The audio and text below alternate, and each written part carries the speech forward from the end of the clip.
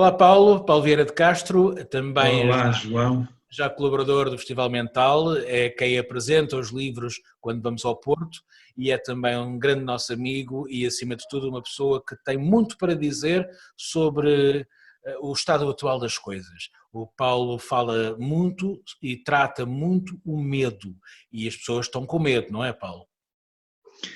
Olá, eu já tinha cumprimentado a ti, mas agora aproveito para cumprimentar toda a gente. Olá a todos. Assim, indo direto ao assunto, se é que é possível, eu gostava de dizer o seguinte: de facto, o medo é uma construção social, é uma questão cultural. Nós temos medo de umas coisas, outros povos têm medo de outras, e nós temos muito medo da morte, é o nosso maior medo, não é? É, O sim, que é, o que é um bocadinho, o que é um bocadinho surreal, porque de facto, quando nós morrermos, já não estamos cá. Portanto, nós temos medo de uma coisa que nunca vai acontecer para nós. pois. Se acontecer para nós, quer dizer que há vida depois da vida, não é? O que é do ponto de vista da esperança, qualquer coisa bastante interessante. Mas temos que pensar do ponto de vista racional. Se quisermos pensar do ponto de vista daquilo que é a sensibilidade, eu diria que o medo é uma emoção e temos que aprender a viver com o medo da mesma maneira que teremos que aprender a viver com todas as emoções. De Olha, facto, o medo, ao ser uma emoção, é qualquer coisa que nós devemos acolher com alguma naturalidade, ou seja, aceitar o medo é qualquer coisa que tem de ser visto com uma grande naturalidade. Como combater o medo, que era a próxima questão que ias colocar, João, não? exato, exato, claro. Antes dela era qual era a diferença, mas em termos de combate também, entre o medo pessoal e o medo coletivo, que é a primeira vez que a nossa geração passa por uma situação destas, porque felizmente Portugal nunca passou por atentados terroristas e este tipo de situações muito complicadas. Este é o nosso primeiro medo coletivo. E o método é o mesmo, o método pessoal podemos transmiti-lo para outros e conseguir ultrapassar esta fase? Bom, tu falaste aí num ponto que é bastante sensível, que é a questão do coletivo. Uhum. Nós, fruto da sociedade em que vivemos, deixamos de entender o coletivo. Muito por força das circunstâncias, podemos relacioná-las com esta ideia de psicologia positiva, que aparece no dialbar dos anos 2000. Uhum. Aquela ideia de que podemos almejar uma felicidade muito permanente e insistente e que a podemos viver do ponto de vista individual. E é aí que nós nos perdemos, porque de facto a felicidade, ou aquilo que podemos considerar estar vivo de uma forma saudável, não pode permitir que nos esqueçamos dos outros. Ou seja, eu não posso ser feliz se o meu vizinho não for, se o meu amigo não for, se tu não fores, João, se a Ana não for, Claro, não é? claro, caminho. E esta ideia de que é possível ser feliz sozinho afastou-nos do princípio de uma emoção coletiva, que era o amor ao próximo, que era o amor fraternal, eram sempre emoções coletivas. E esta ideia de podermos ser felizes sozinhos também nos deu a ideia de que de facto estamos sozinhos e não estamos.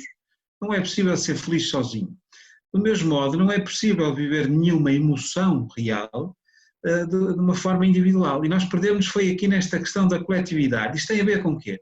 Tem a ver com uma questão que tem muito a ver com a atualidade, que é a colonização dos espíritos. Colonização dos espíritos. A guerra hoje em dia não é mais pelo terreno, não é mais pela economia, não é mais por coisa nenhuma a não ser pela tentativa de colonizarem a nossa mente. Exato. Colonizarem a nossa mente. Esta é a grande luta que nós temos de travar. Como impedir que isso aconteça, podemos falar depois nessa perspectiva, mas desde logo eu diria que não devemos participar, de maneira nenhuma nós devemos participar daquilo que se pode considerar a desgraçofobia inversa. Basta ligar a televisão para ver que o que está a dar, o que atrai, o que dá audiências é a desgraça. Sempre, Mas sim. vamos lutar, e isso sim, isso fomenta muito o medo individual e o coletivo.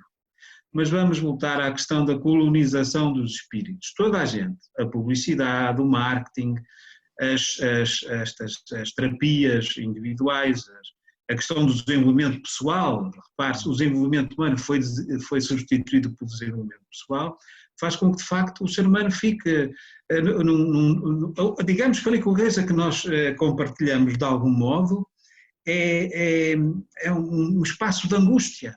A única coisa que nós compartilhamos em termos comunitários neste momento é um espaço de angústia. E esse espaço de angústia tem muito a ver com esta ideia de que nós somos capazes de pensar o passado, de viver no passado, e que somos capazes de viver também, de nos projetar no futuro. Mas esquecemos do presente. E no presente todos nós podemos fazer qualquer coisa. E de facto, quando nós não estamos no presente e não vivemos no presente, não estamos aqui e agora, nós temos dificuldade em entender o que é a comunidade. Porque, de facto, tu não estás aqui sem os outros, não estás aqui sem os problemas dos outros, com as vantagens de viveres em comunidade.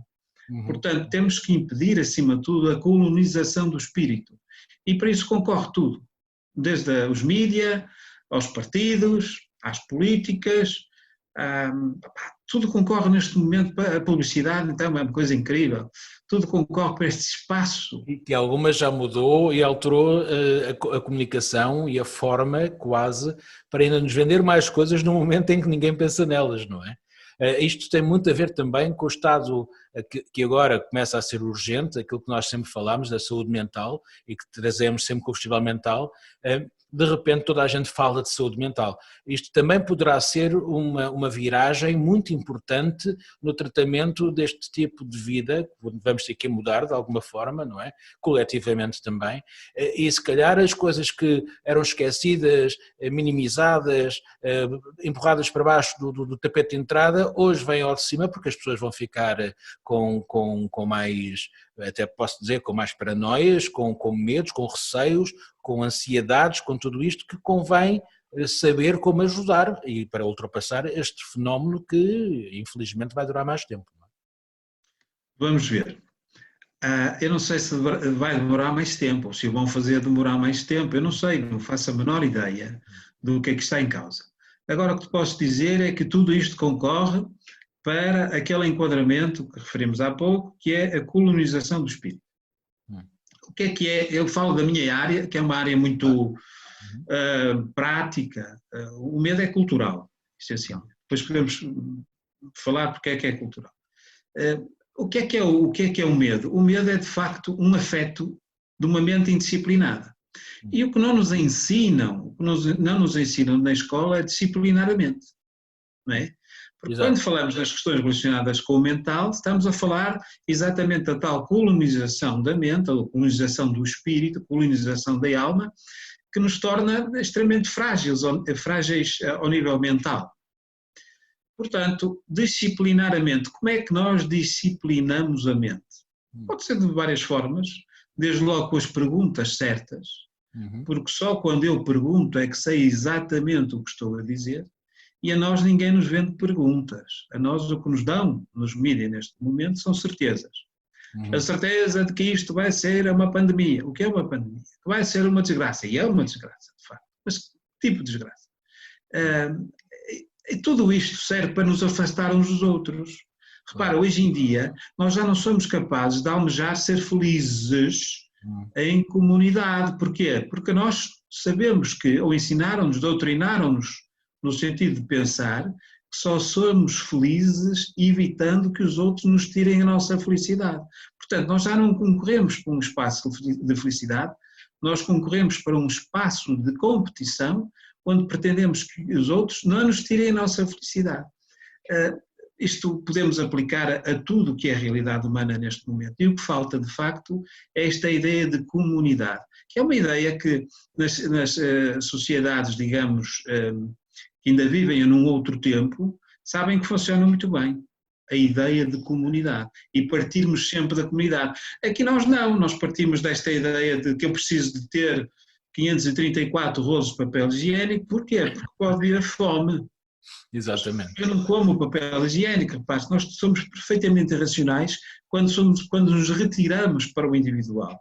Do ponto de vista comunitário, se nós formos ensinados na escola a viver em comunidade, nós somos ensinados a competir uns com os outros, se nós formos ensinados na escola a viver em comunidades de atenção e em comunidades de cuidar, que é uma palavra completamente esquecida da nossa sociedade, quando nós tivermos um problema, nós vamos pensar, de facto, nesta questão de estar atento aos outros e de cuidar. O Santo Agostinho dizia, não me perguntes quem amo, pergunta-me a quem estou atento. Não é? Portanto, é fácil de perceber porque é que nós perdemos este sentido comunitário, porque deixamos de facto de reparar, deixamos de olhar, perdemos uma série de condições que nos tornavam humanos, não é? E desde logo esta ideia de atenção e de cuidado. Olha, pois é. Diz-me, mudaste alguma coisa no teu cotidiano, claro, os comportamentos, não é? Mas achas que consegues sobreviver bem com esta mudança tão radical de um dia para o outro, quase, que nos foi imposta? Bom, naturalmente que eu costumo dizer, e citando alguém que o disse há muitos anos, se calhar há milhares de anos, quando nasci, a minha mãe trouxe ao mundo eu próprio e os meus medos. Portanto, eu estou aqui com os meus medos, que não são os medos comuns, que têm muito a ver com questões emocionais, com questões sensíveis e pouco racionais. Estou aqui também com os meus mestres da paciência. De facto, todos nós temos mestres da paciência e se calhar não nos apercebemos disso. De facto, não poderei dizer que estou melhor do que o que estava, mas estou numa outra condição que me permite ver o quanto eu, se calhar de algum modo, estava a perder, não é? Sim, sim. É isso, e temos que todos que reaprender a estarmos connosco, não é? Acima de tudo, coisa que também já nos tínhamos esquecido com todo este rebuliço social e diário em que estamos envolvidos.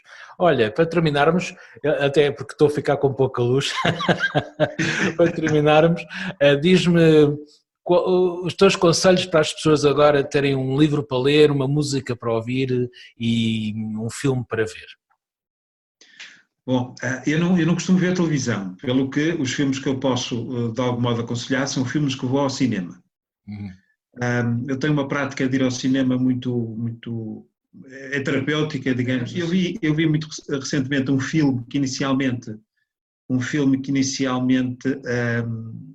achei que era um bocado até aborrecido, um filme brasileiro chamado A Vida Invisível, mas que depois, ou seja, eu estava quase a preparar para dormir, mas depois percebi de facto que estava perante um filme único. E único porque me pôs a chorar o resto do filme todo, não é? Porque me confrontou com todos os meus fantasmas e com todos os meus medos, porque nós vivemos numa sociedade assim. Exato. Nós vivemos numa sociedade em que de facto a mulher valia muito pouco, tinha uma função muito específica e valia muito pouco. E eu lembrei-me de facto das vivências, eu não participei, era muito miúdo, mas lembrei-me de algumas coisas que me marcaram quando era miúdo, no que diz respeito ao tratamento que era dado às pessoas do sexo feminino, não é? Que é A Vida Invisível, e eu aconselho. Também nos tempos que estive aqui recluso, recuperei um documentário sobre a vida de Elis Regina. Relativamente à música, eu tenho regressado, eu sempre quando trabalho ouço música, mas geralmente quando trabalho ouço música de que não gosto assim tanto. Porquê? Porque não posso estar a dar uma grande atenção à música e a trabalhar. Portanto, tenho sempre qualquer... É uma perspectiva interessante. Há muitas rádios então para onde escolher, não é? Não, eu ouço coisas absolutamente incríveis, mas agora também não posso ir por aí.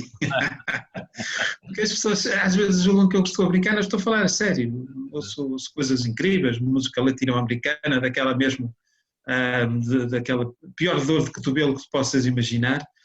É uma fraqueza. É uma fraqueza. Mas é um método, tenho-me sentado muitas vezes a ouvir coisas que já não me lembrava. O Luís Salinas, o guitarrista chileno, recuperado o Glassworks, tenho ouvido muito o Philip Glass, que tinha perdido lá nos anos 80, e de facto nós precisamos de música minimal. Relativamente aos livros, eu tenho, como sabes, eu faço crítica de livros, não vou dizer crítica literária, pelo que os livros que leio nem sempre são uma escolha minha, mas poderia dizer que sim, até porque tenho muita liberdade nesse aspecto, e escolho essencialmente livros que eu já li e que acho que devo voltar a ler. O último livro que li É uma escolha polémica de 1964, datada, é um livro datado, portanto é um livro de época, não pode ser retirado dessa época, foi a Bíblia Satânica, a Bíblia Satânica. Não aconselho por várias razões. Primeiro porque a leitura que fiz hoje é uma leitura, digamos, mais histórica, que tem mais a ver com questões relacionadas com o social à época, e portanto eu não aconselho, não é? Okay. Não aconselho de maneira nenhuma. Tenho um livro que aconselho sempre, que é este. A Utopia do Thomas More, claro. A Utopia de Thomas More, que é de facto um livro para o qual eu chamo sempre a atenção, porque é um livro, é o livro português mais importante que nós temos. A maior parte das pessoas desconhece que quem conta a história a propósito desta ilha é um marinheiro português. Portanto, a Utopia é uma construção feita a partir, e basta ler para ver que não foi uma escolha do próprio More. Porquê? Porque de facto, se tu vires, aquela construção é muito portuguesa, é muito do nosso fado. Tudo aquilo tem muito de português. E é pena que de facto não exista não